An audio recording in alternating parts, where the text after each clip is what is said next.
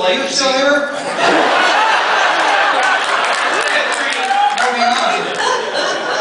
What was it like to see Barbara in her outfit for the first time? Yeah. You remember that opening scene where I find her in the bottle on the beach? I fell in love with her right then.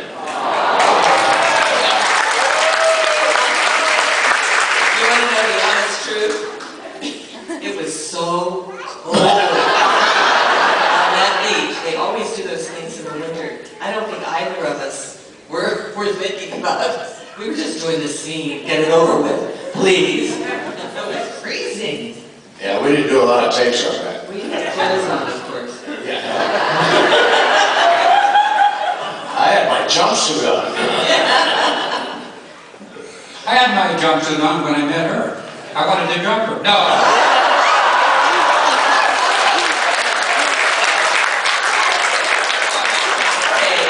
But I did find her very, very sexy and beautiful, and still is. So. Not with the blue gin around.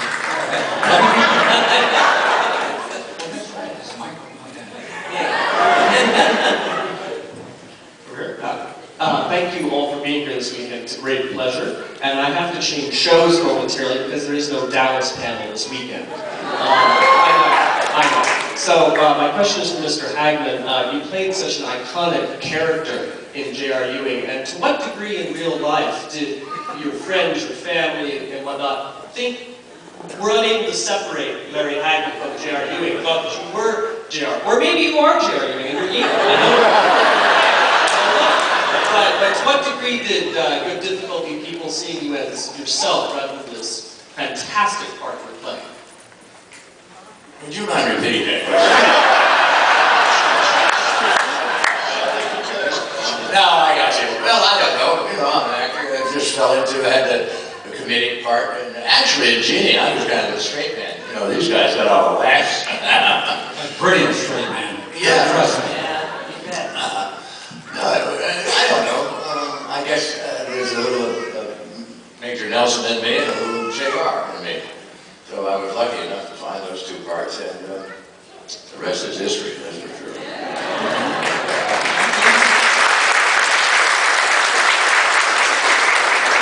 And then quickly for Bill, you were so wonderful on the match game, and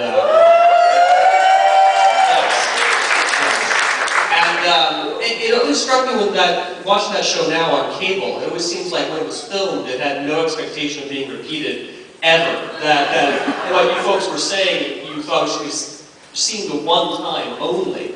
To what degree did that change things that you thought it would just be seen one time and never seen again? Did that allow you to be more free with the comedy, or would it have turned out pretty much the same? The question was so long, I forgot to start at the beginning. I didn't quite understand that, Tricia. Let's go on. What was it like working on the match game? What was it like what? Working on the match game. That was the best time of my life. It was just beyond wonderful. Thank the one guy that saw it. That was just like a party, you know, because I had to just let me, but you just could go on and be funny and charming. Gene Ray was a good friend of mine, and it was just wonderful, funny, quick. And what really upset me is Betty White. She's so popular now again. She was always so much funnier than I was. That really, she was quicker, and but she is doing quite well now. It was just the best time ever. Great. Thank you.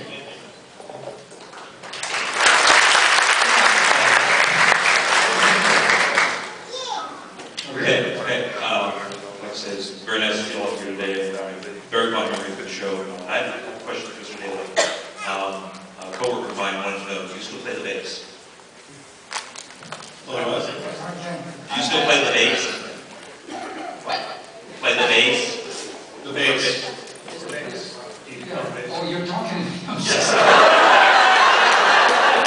You know, it's hard for us to really kind of understand because the mic or something. What are you asking me about the bass? Is that hard? Yes, and do you still play?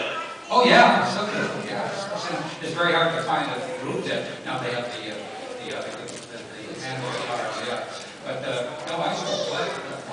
I play around here also, but that's where I met Barbara. Michael and Sarah. No, I still play.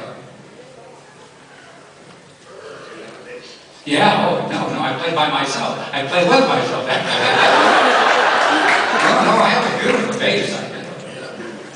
Funny things when during I Dream of Jeannie, there was a scene where I had to play the bass, but the problem was it was so hard for me because I had to not play it, because you can't start doing a great finger and people say, what the heck is that? So I had to not play it. It was weird, yeah. That was kind of hard.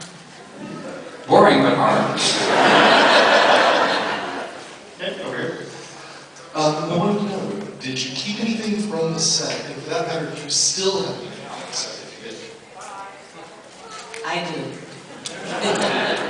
I do. I have the last bottle that we used on the last show. Yeah. You do? You know what that's worth?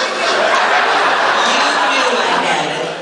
And right now it's in the bank. I finally decided I better not leave it in the house anymore. Because I don't know. I think it's the only one that's really around.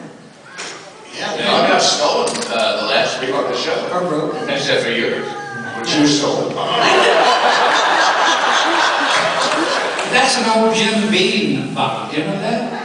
Yeah, it just made it. The Christmas. Jim Beam,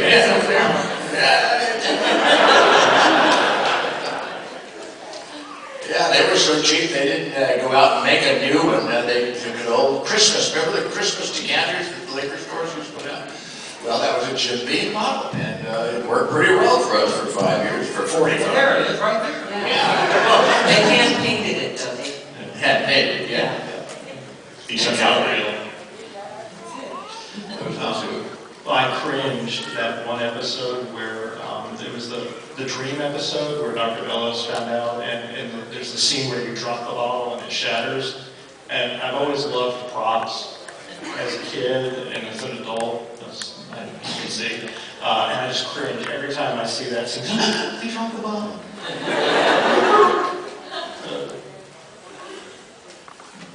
Okay, over here. I have two questions. One is for Mr. Hackman. What was your experience like working on Failsafe? Failsafe? Yes. Oh, yeah, that was my first film. I come from New York, and I was doing a play there, and the director came backstage and said, "You want to play this part, Buck?" Whatever it was. With Hank Fonda, and I said, "Sure, of course, why would I turn it down?" And I did that film back there, and what's the other one that came out with George Scott? I Like a Bomb. Dr. Strangelove? Dr. Strangelove came out at the same time, and Columbia, which had done that film, bought our film and put it on the shelf for 2 years. So it didn't come out and was in competition with Dr. Strangelove. And I thought that was going to be my ticket to Hollywood. And I came out here, but I got Jeannie anyhow, thank God. Didn't have to wait 2 years. It was Failsafe was it's kind of a classic now, isn't it? Yeah. My first film was with Henry Fonda. He taught me a lot. Great guy. And my other question is for Ms. Edith. What was it like when they came to you and said, "You're going to play your twin"? Oh, I loved it. I loved it. Yeah, playing my sister. Oh, darling, she was fun.